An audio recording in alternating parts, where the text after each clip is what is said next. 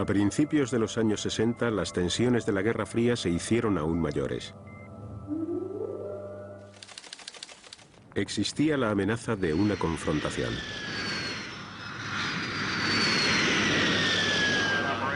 Las dos superpotencias observaban y esperaban, preparándose mientras tanto para un holocausto nuclear. La seguridad mundial dependía de la destrucción mutua asegurada. Esta amenaza de provocar un suicidio mutuo se conoce como MAD, MAD. No se trata de una locura. La destrucción mutua asegurada es el fundamento de la disuasión.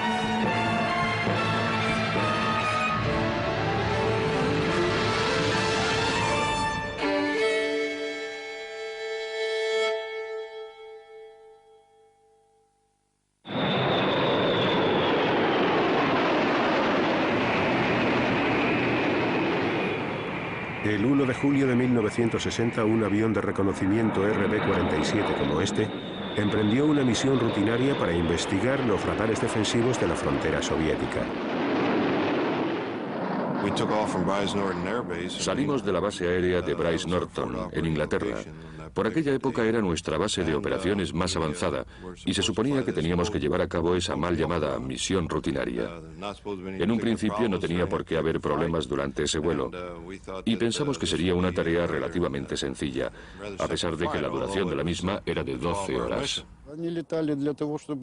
La misión de este vuelo consistía en detectar nuestras estaciones de radar. Querían saber la localización de los sistemas de defensa aérea de la Unión Soviética. Para ello, a menudo volaban cerca de nuestras fronteras. Al principio volábamos en paralelo a las costas soviéticas en las que se encontraba Murmansk, la desembocadura del mar de Barents y demás. Sabíamos que en esos momentos la actividad de los rusos en aquella zona era muy intensa.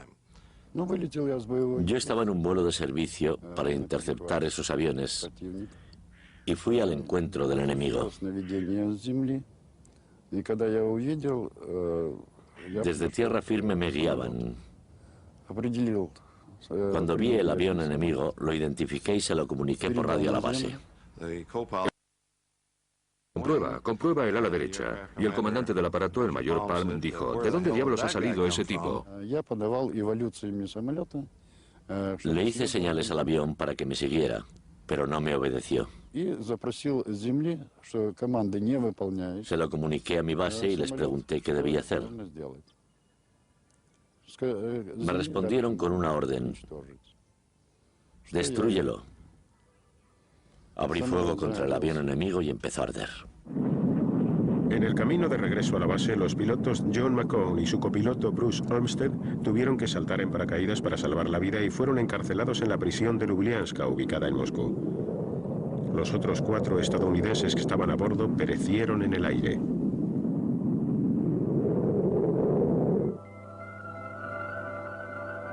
En la línea del frente la vigilancia era constante.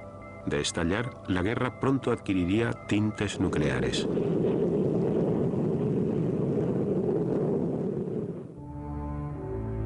Los misiles estadounidenses Titán, armados cada uno con una cabeza nuclear que podía destruir Moscú, estaban preparados para el lanzamiento. Todo habría acabado antes de que tuviéramos tiempo de pararnos a pensar sobre lo que estábamos haciendo. No se necesita mucho tiempo para lanzar un misil, era un procedimiento automático. En ningún momento dudamos de que estábamos haciendo lo que debíamos. Si en alguna ocasión hubiera recibido un mensaje de lanzamiento referido al sistema PAS, no hubiera dudado en afirmar que mi esperanza de vida no era superior a media hora. Y lo único que me hubiera preguntado es si iba a tener el tiempo necesario para lanzar ese misil antes de que el que se dirigía hacia nosotros alcanzara su objetivo. Pearl Harbor aún seguía siendo una herida dolorosa en la mente de los estadounidenses. En Alaska, Groenlandia e Inglaterra, los radares BMEW o radares de alarma lejana para detectar misiles balísticos estaban en funcionamiento. Los Estados Unidos no querían ser sorprendidos de nuevo. La Guerra Fría era una guerra que se libraba a las 24 horas del día, los 7 días de la semana. En nuestra opinión, pretendían controlar el mundo, y nosotros representábamos uno de los mayores escollos con los que tropezaron en su camino. Por este motivo, éramos uno de sus peores enemigos, y su principal objetivo consistía en dominar nuestro país. Se enfrentaban con nosotros constantemente y las cosas no podrían haber ido de otro modo. En mi opinión, los estadounidenses eran agresores que querían conquistar el mundo entero, y nosotros teníamos que proteger el mundo.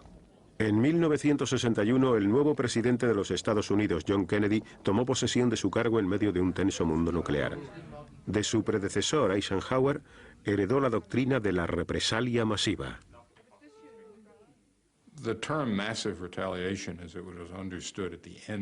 El término represalia masiva, tal y como se entendía al final de los años 50 y a principios de los 60, era una política para responder a los principales ataques convencionales soviéticos. Por ejemplo, si esto hubiera sucedido en Europa Occidental, con una respuesta nuclear masiva. La teoría de la represalia masiva había sido concebida en una época de clara superioridad estadounidense. Ahora los rusos trataban de ponerse a su nivel.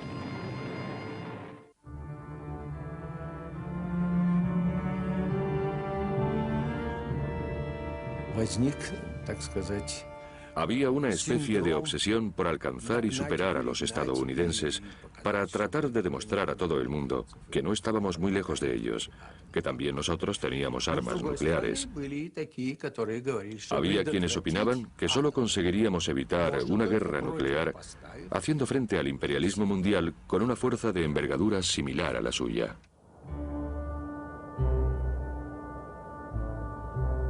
Khrushchev utilizó una manera muy dramática para recordar a Occidente el poder de los soviéticos. Incumplió una moratoria sobre pruebas nucleares. 30 de octubre de 1961. La tripulación de un bombardero ruso se prepara para lanzar la mayor bomba que había visto el mundo.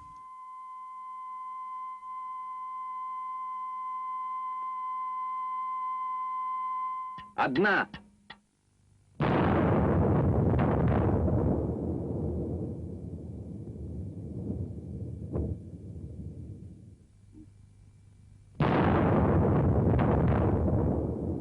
La explosión fue equivalente a la que hubieran provocado más de 50 millones de toneladas de TNT, una cantidad de explosivos que superaba a la que se utilizó durante toda la Segunda Guerra Mundial.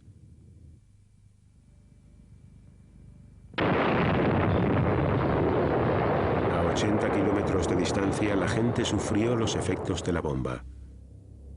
Khrushchev dijo que deseaba que esta bomba pendiera sobre las cabezas imperialistas como la espada de Damocles.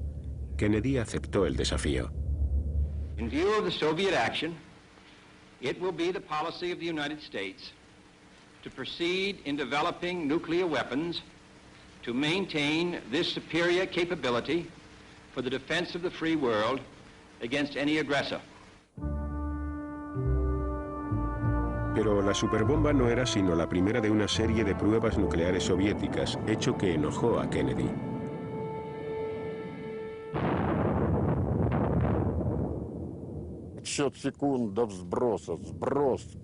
Recuerdo que contamos los segundos y luego dejamos caer la bomba.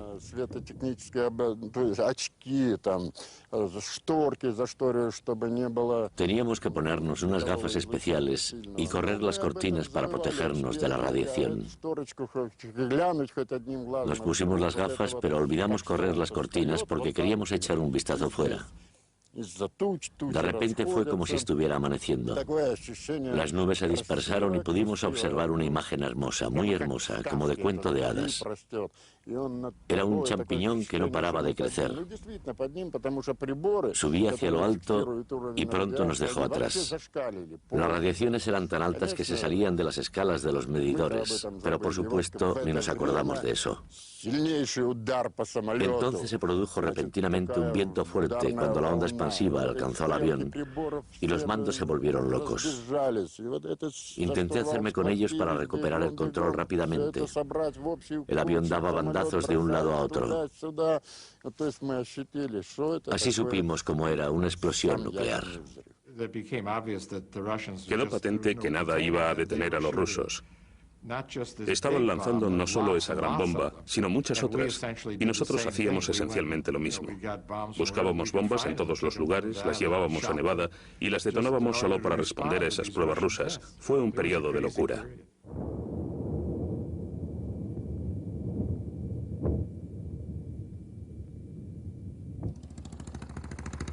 En Occidente, la opinión pública le estaba volviendo la espalda a la acumulación de bombas y a las pruebas nucleares. En Gran Bretaña, lo que comenzó en 1958 como una marcha hacia el centro armamentístico de Aldermaston, fue creciendo hasta convertirse en una congregación anual en la que tomaban parte decenas de miles de personas que se manifestaban pidiendo el desarme nuclear. Nos tomamos muy en serio el hecho de que si se utilizaba una bomba nuclear en la zona de Londres, el efecto sería tan masivo y afectaría a un área geográfica tan extensa que incluso repercutiría en personas que tuvieran sus hogares a kilómetros y kilómetros de distancia. Y hablábamos muy en serio cuando considerábamos la posibilidad de que eso llegara a suceder.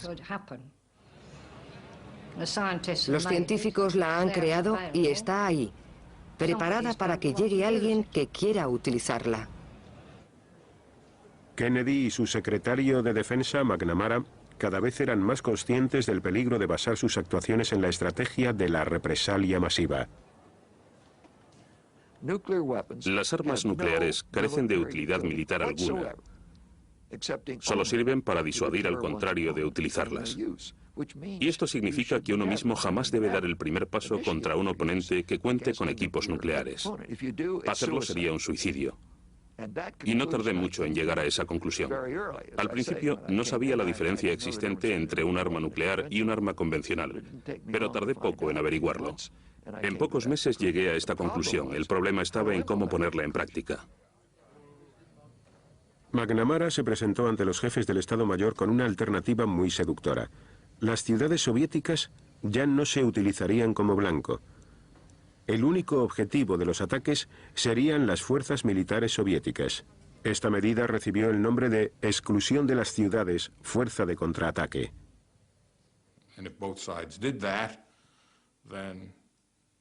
Y si ambas partes ponían en práctica esta medida, el número de víctimas, en el improbable e indeseable caso de que se desencadenara una guerra nuclear, sería menor.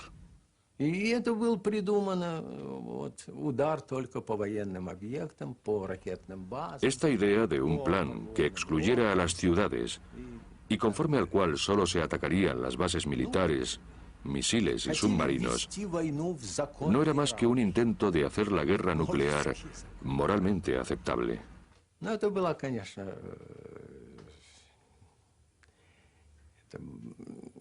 Con esta medida trataban de engañar a todos y cada uno de nosotros.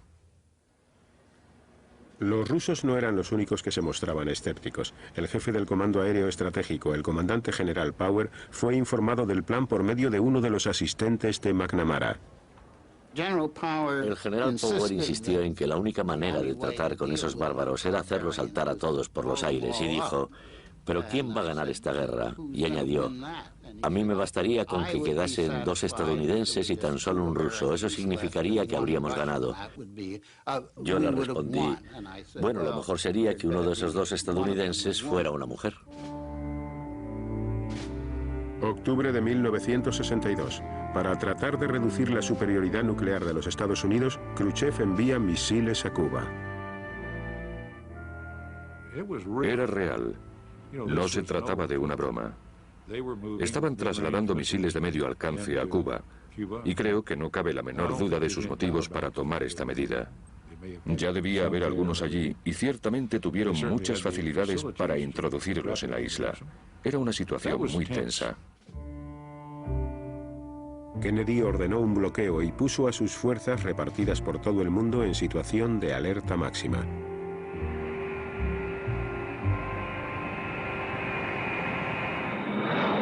Un gran número de aviones B-52 cargados con bombas de hidrógeno estaban listos para una guerra.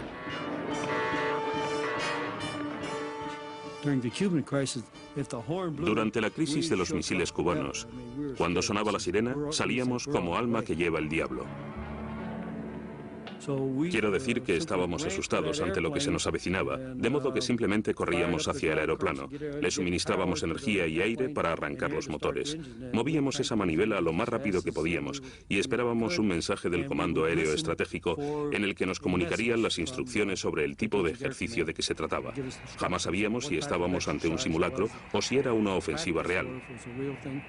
En esos momentos lo pasábamos mal, porque nunca sabíamos qué iba a suceder. Ante la superioridad nuclear de Kennedy, Khrushchev envió sus barcos para recoger todos los misiles y llevarlos de vuelta a Rusia. Tanto el gobierno de Khrushchev como el de Kennedy demostraron ser suficientemente sensatos y encontraron una salida a esta situación. La crisis de los misiles cubanos tuvo una gran importancia porque demostró lo cerca que se encontraba el mundo del borde del precipicio nuclear. Moscú y Washington se dieron cuenta de que había que mejorar la comunicación directa entre las dos ciudades.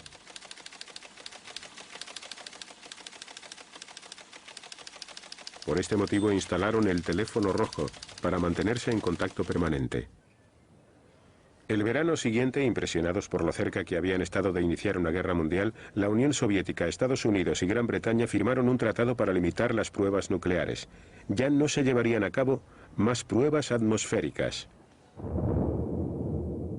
Las pruebas nucleares se seguirían realizando, pero bajo tierra.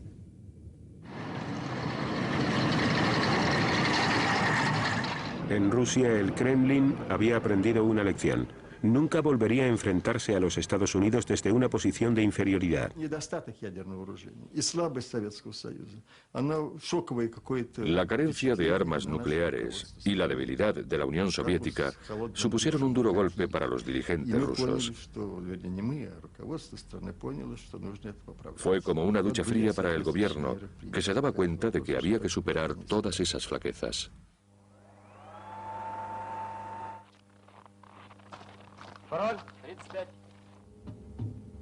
La Unión Soviética comenzó a almacenar fuerzas nucleares y añadió a su arsenal cientos de misiles.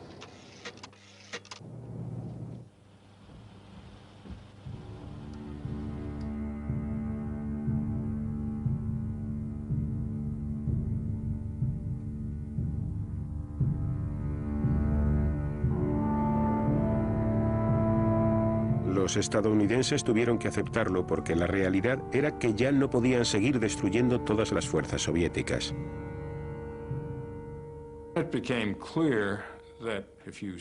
Quedó muy claro que si decíamos que nuestra principal propuesta consistía en centrarnos en la capacidad militar del otro bando, esos objetivos proliferarían hasta tal punto que ya no podríamos establecer una cantidad de dinero limitada para destinar a las fuerzas estratégicas. En ambos bandos, los militares admitieron que ya no podían proteger sus respectivos países de la destrucción. Las superpotencias habían descubierto que tenían algo en común. A las dos les interesaba evitar la guerra nuclear. It is an ironic but accurate fact that the two strongest powers are the two in the most danger of devastation. All we have built, all we have worked for, would be destroyed in the first 24 hours. And even in the Cold War, which brings burdens and dangers to so many countries, including this nation's closest allies, our two countries bear the heaviest burdens. For we are both devoting massive sums of money to weapons that could be better devoted to combat ignorance, poverty, and disease.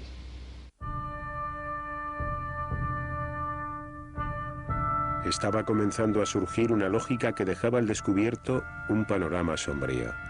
El desarme nuclear era un objetivo que nunca se podría alcanzar, aunque una guerra nuclear era impensable. En 1964, McNamara llegó a la conclusión de que este plan de exclusión de las ciudades era una peligrosa ilusión. Ahora estaba convencido de que la guerra solo se podría evitar con la amenaza de un suicidio mutuo. McNamara en especial estaba totalmente convencido de que la única estrategia posible era la que se conocía por MAD, siglas de destrucción mutua asegurada. Y esto significaba que el único elemento disuasorio estable con el que se podía contar en el mundo era, para ambas partes, la capacidad de una y otra de acabar con el 25% de la población del país rival. No es una locura. La destrucción mutua asegurada es el fundamento de la disuasión.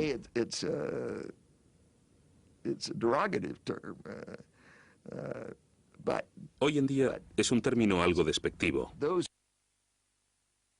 Lo denigraron son aquellas que no entienden lo que significa la disuasión.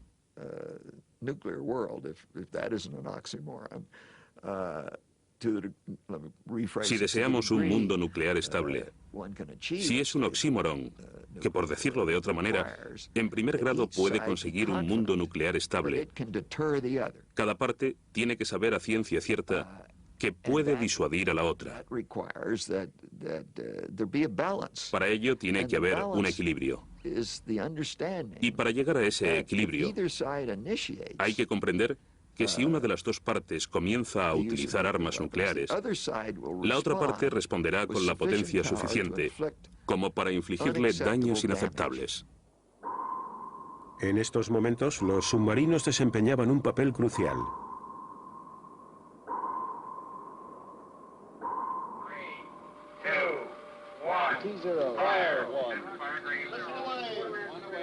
Para que el MAD tuviera éxito, ambos contrincantes tenían que ser capaces de contraatacar incluso después de sufrir un ataque sorpresa.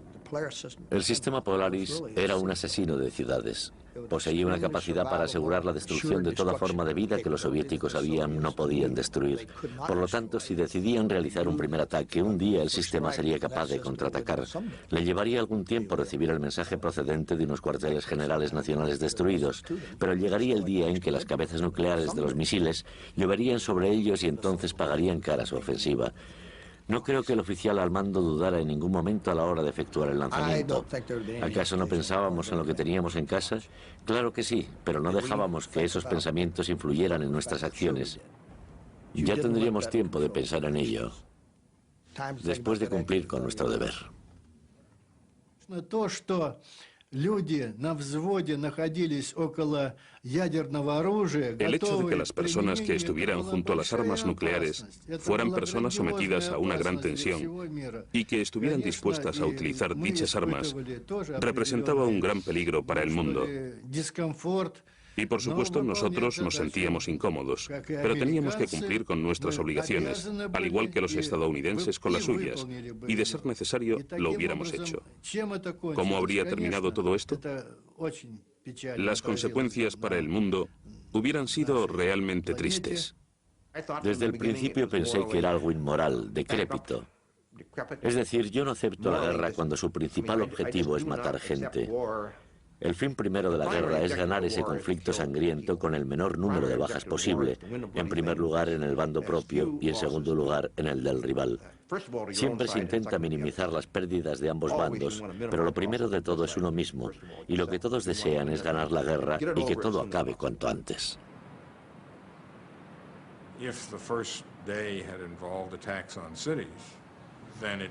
Si en el primer día los ataques se hubieran centrado en las ciudades, nos hubiéramos tenido que enfrentar a una catástrofe increíble.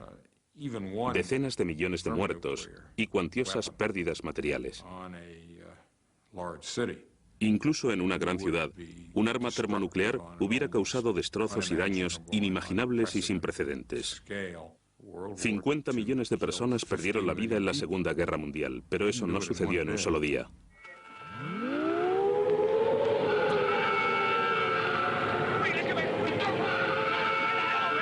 En 1963, Peter Watkins, un cineasta británico, produjo un docudrama para mostrar lo que significaría una guerra nuclear. 9:16 a.m. A single megaton nuclear missile overshoots Manston Airfield in Kent and airbursts, 6 miles from this position.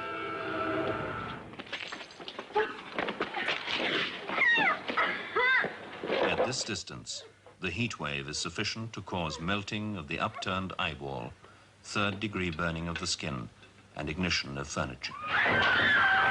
12 seconds later, the shock front arrives.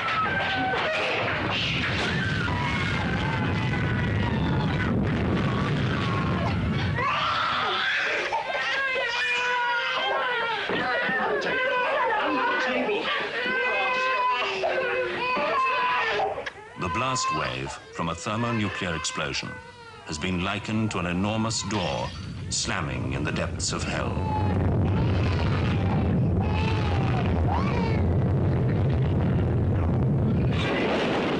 Esta película recibió el nombre de Juego de Guerra. La BBC prohibió su difusión.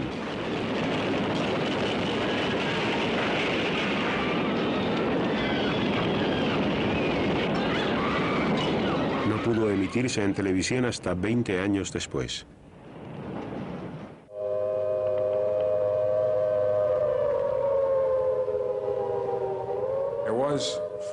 Durante un par de años, o al menos durante todo un año, se hicieron grandes esfuerzos para persuadir al pueblo estadounidense de que merecía la pena invertir en la defensa civil y practicar las técnicas que se iban a emplear.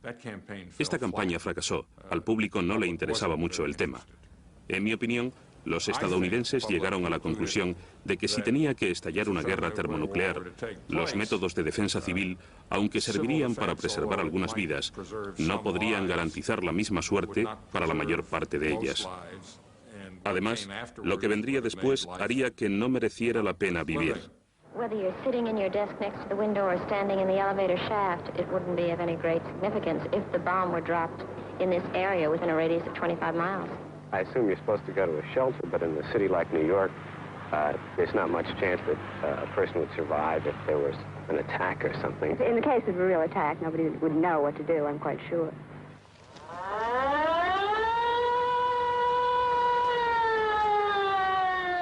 Oficialmente los rusos se tomaron mucho más en serio la defensa civil, pero la realidad no era muy esperanzadora.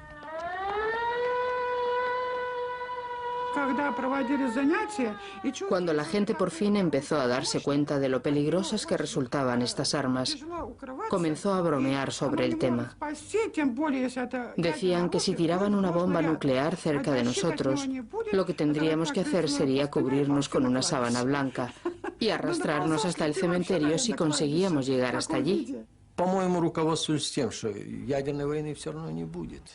Los líderes se guiaban por la idea de que, si no iba a producirse una guerra nuclear, ¿por qué gastar dinero que, por otra parte, no nos sobraba? Por otro lado, en caso de guerra, la defensa civil no serviría de nada.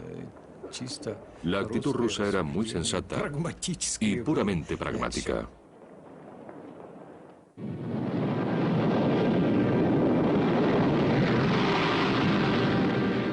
Aunque la posibilidad de una guerra total era lejana, la disuasión entrañaba sus propios peligros.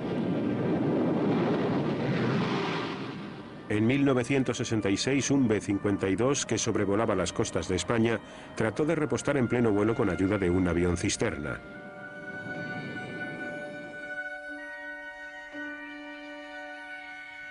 En el pueblo de Palomares, Simó Orts se disponía a salir de pesca como todos los días. Estaba pescando enfrente de Villaricos y los aviones pasaban por encima, que siempre, normalmente, siempre los mirábamos, los aviones. Iban dos B-52 y repostando. Y los de detrás se ve que se rozaron o algo y explotaron los dos aviones. Lo recuerdo, pues todo era fuego en el aire y trozos cayendo a la tierra. Una vez que todo cayó al suelo, recuerdo todos los vecinos corriendo, yendo al lugar de donde salía humo porque se suponía que allí había caído algo que estaba ardiendo.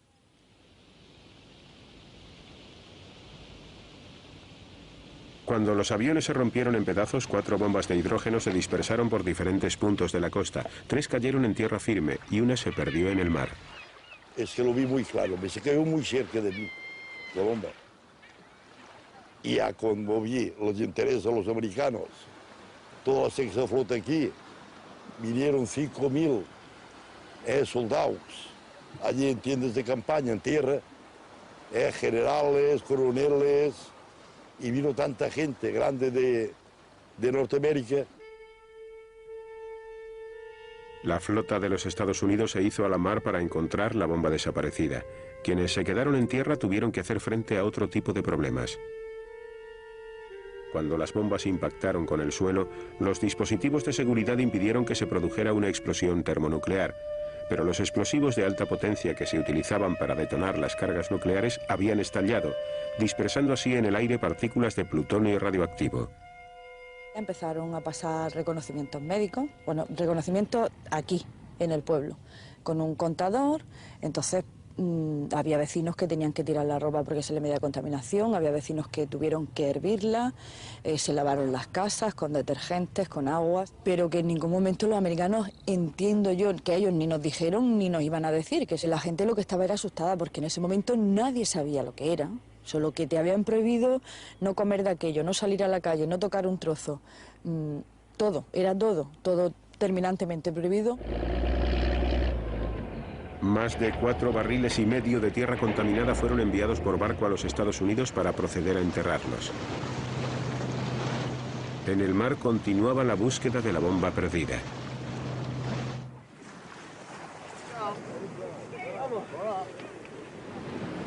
Los españoles temían que el Mediterráneo estuviera contaminado. El embajador de los Estados Unidos, Vidal Duke, se bañó en el mar ante las cámaras. You detect any radioactivity in the water? If this is radioactivity, I love it. 8 días después de que se produjera el accidente, un mini submarino estadounidense, el Alvin, encontró la bomba que faltaba. Estaba intacta. El Pentágono llamaba a las bombas nucleares perdidas Broken Arrow, que viene a significar flecha rota. La de Palomares hacía el número 14 desde 1950, aunque no sería la última. El número de accidentes soviéticos aún sigue siendo una incógnita. A los militares rusos no les convencía el concepto de McNamara de destrucción asegurada. Ellos consideraban que su principal deber consistía en proteger su patria. Por ello trabajaron para crear dispositivos ABM o antimisiles balísticos que podían destruir los misiles estadounidenses en pleno vuelo.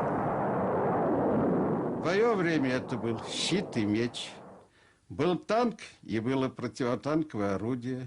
Был самолет и было противосамолетное. Al principio se luchaba con espada y con escudo. Después empezaron a utilizarse tanques y armas antitanques para combatirlos. Ahora resultaba que un misil no era invulnerable. La ciencia y la tecnología avanzaban tan rápido que ya era posible hacer frente a las armas más peligrosas y más invencibles. Para los Estados Unidos, los dispositivos ABM de Rusia fueron un duro golpe. Se encontraron ante una terrible paradoja. Al crear un sistema defensivo, Rusia había puesto en peligro el delicado equilibrio nuclear. Pensamos en ello como si de un paraguas se tratara. ¿Acaso un paraguas haría daño a alguien? Simplemente lo abrimos cuando llueve. Así veíamos nosotros el sistema ABM. Era como un paraguas para proteger a nuestra población ante un posible ataque con misiles. En lo que se refiere a MAD, si es que creemos en la destrucción mutua asegurada, todo lo que afecte a ambas partes es mutuo. De ahí la destrucción mutua asegurada. Tiene que ser mutua y también tiene que estar asegurada. De este modo, todo lo que afecte a ambas partes, a una sola o a las dos, a su capacidad de matar al 20% de la población del rival, es por definición un elemento desestabilizador. La introducción del sistema ABM desestabilizó la destrucción mutua asegurada, el equilibrio del terror. A ambas partes nos aterrorizaba el armamento nuclear. Sabíamos que ellos no atacarían y que nosotros tampoco lo haríamos. Pero si uno de los dos bandos conseguía contrarrestar la capacidad del otro para contraatacar, entonces estaría en una situación muy ventajosa. También Estados Unidos había estado desarrollando un sistema ABM, pero McNamara se mostraba reticente a autorizar su producción. El sistema era muy fácil de superar y además no salían las cuentas. La proporción de los costes de los sistemas de defensa frente a los de ataque era muy negativa, porque si para producir armas defensivas se necesitaban, por ejemplo, $5, para las ofensivas tan solo hacía falta 1.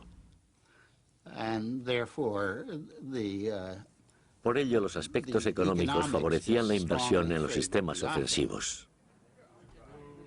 McNamara convenció al presidente Johnson para que abandonara la producción de dispositivos ABM, pero solo si los soviéticos accedían a hacer lo mismo. En 1967, la guerra en Oriente Medio llevó la tensión internacional a punto de ebullición. Estados Unidos apoyaba a Israel, mientras que la Unión Soviética se ponía del lado de Egipto, Siria y Jordania. The Israelis have released these dramatic aerial pictures to support their claim to have shot down 6 MiG fighters of the Syrian Air Force. Israel no necesitó mucho tiempo para obtener una aplastante derrota sobre sus enemigos. Estados Unidos, temeroso de que la Unión Soviética acudiera en ayuda de Egipto, preparó a la Sexta Flota para entrar en acción. En la Guerra de los 6 días se enfrentaron Israel y Egipto. Con este motivo se utilizó por primera vez el teléfono rojo. Y uno de los mensajes que Kosygin envió al presidente Johnson fue: si quieres guerra, tendrás guerra. Fue un momento de gran tirantez. Para reducir la tensión reinante, el presidente Johnson y el primer ministro soviético Kosygin accedieron a reunirse en Glassboro, Nueva Jersey. A pesar de la crisis de Oriente Medio, los ABM constituían el primer punto del programa. El presidente y el primer ministro se reunieron. Primero tomó la palabra el presidente y dijo: tenemos que llegar a un acuerdo para que ambas partes dejemos de fabricar esos sistemas ABM, que por otra parte resultan extremadamente caros. Kosygin respondió: yo no estoy a favor de esa propuesta. ¿Por qué pone objeciones a un sistema cuya finalidad es defender al pueblo? La defensa es un principio moral, mientras que la agresión es inmoral. Los misiles representan la agresión. Si usted accede a reducir el número de misiles, entonces hablaremos de reducir nuestro sistema de defensa. Mientras seguían adelante las discusiones sobre los ABM, los científicos estadounidenses estaban preparando medidas para contrarrestarlos y comenzaron con los MIRV, vehículos de reentrada múltiple independientemente dirigidos. Ahora un solo misil podría llevar 10 cabezas nucleares independientes, capaces de destruir cada una de ellas una ciudad entera. Cuando entramos en la era de los MIRV, los problemas de la defensa estratégica adquirieron un mayor nivel de complicación y también se hicieron más costosos, porque había que idear diferentes maneras de conseguir múltiples cabezas nucleares y toda esa basura que lanzaríamos a la atmósfera para inducir a error a los sistemas de defensa enemigos. Можно поразить по существу одну баллистическую ракету. Un dispositivo antimisiles balísticos basta para derribar uno de esos misiles. Pero ahora imaginen que el misil balístico en cuestión tuviera 10 cabezas nucleares independientes. Entonces, para derribarlo, harían falta al menos 10 ABM.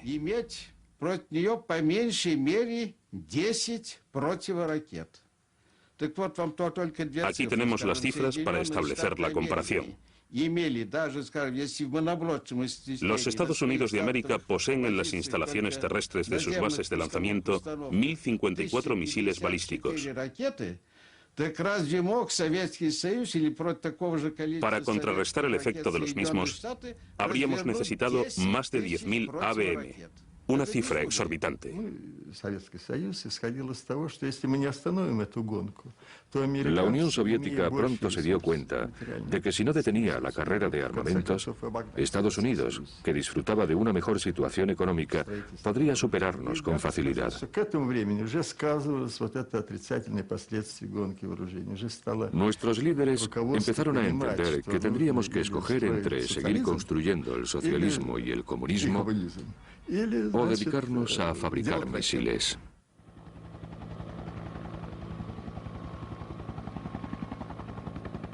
En 1969, las dos superpotencias juntas se gastaban más de 50 millones de dólares al día en armamentos nucleares. Era un ritmo que a las dos partes les parecía insostenible.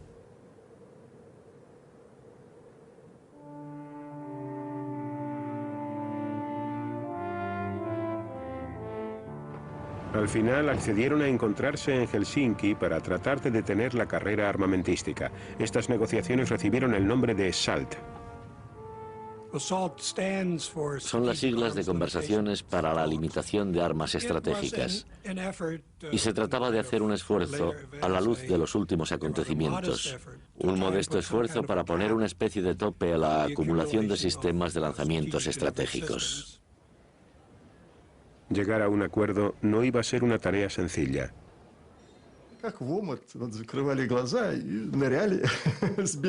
Era como sumergirse en una ciénaga con los ojos cerrados. Quedaban muchas incógnitas y muchos problemas para conseguir organizar todos esos aspectos. Y una de las principales razones era que, antes de acudir a las reuniones, Brezhnev llamó a los miembros de la delegación y les advirtió muy en serio de que no hablaran más de la cuenta. Les recordó que la KGB estaría escuchándoles y que si no obedecían, encontrarían esperándoles en la prisión de Lubyanka. Los soviéticos estaban aún más indecisos si cabe porque temían hacer algo que implicara cualquier tipo de intromisión en su sociedad. Y de hecho resultaba inevitable que cualquier tema relacionado con el control de armas reales llevara consigo las pertinentes inspecciones y verificaciones, etc. Y esto para los soviéticos era como una condena. Las negociaciones se prolongaron durante todo 1970 y 1971. Ambas partes trataron de adaptarse a la filosofía de la otra. Los soviéticos llevaban en su interior, en su estómago, en la médula de sus huesos, ese derecho, ese inherente derecho que poseen las naciones de defenderse. En aquellos primeros días no había discusión alguna de naturaleza técnica, de una naturaleza analítico-estratégica. Se trataba simplemente del derecho que nos ha dado Dios, aunque ellos no hubieran dicho Dios, del derecho que posee toda nación a defenderse.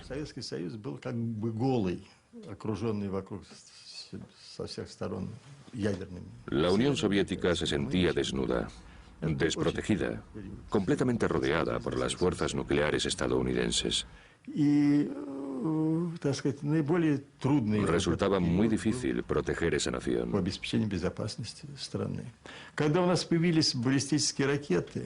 Cuando mejoramos nuestros propios misiles balísticos, aunque no teníamos muchos, nos dimos cuenta de que habían servido para igualar la balanza. Pero al comienzo de las conversaciones, recordamos todos los tipos de armas con las que podían atacarnos. Entre bastidores, Henry Kissinger, consejero de Seguridad Nacional de Richard Nixon, concertó reuniones privadas con el embajador soviético Anatoly Dobrynin.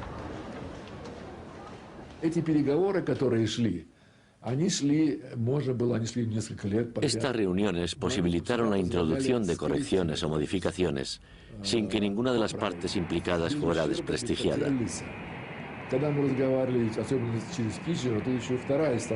Hablando en privado con Kissinger, podíamos establecer el punto de vista oficial para después hablar más libremente.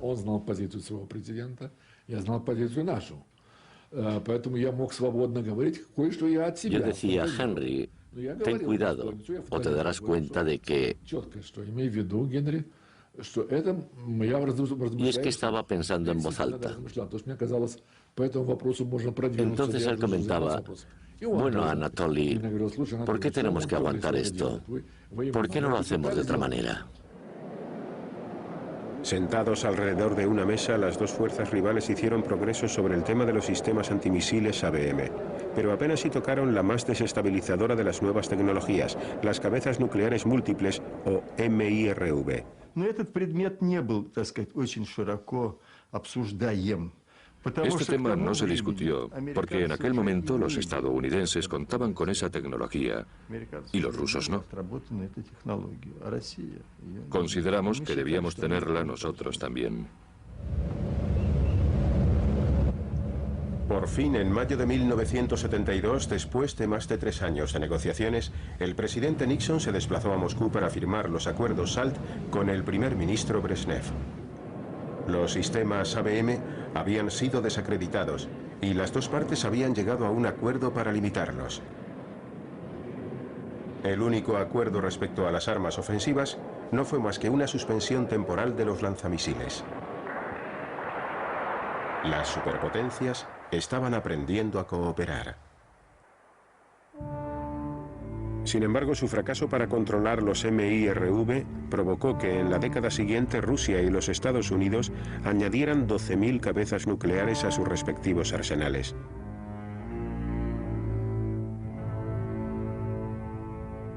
Los preparativos para la aniquilación mundial seguían su curso.